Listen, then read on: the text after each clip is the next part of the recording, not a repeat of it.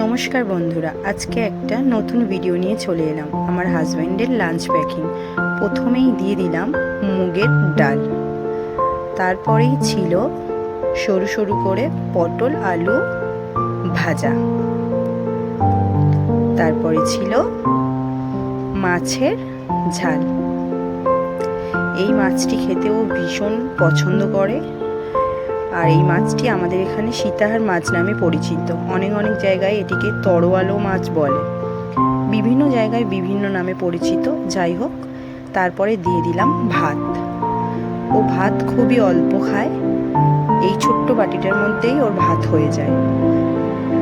যদি চেপে চেপে বেশি করে দিই তাহলে সেদিন ফেরত নিয়ে আসে। যাই হোক, সব কিছুই গোছানো হয়ে গেল। এবার ঢাকনাগুলো মুড়ে দেব,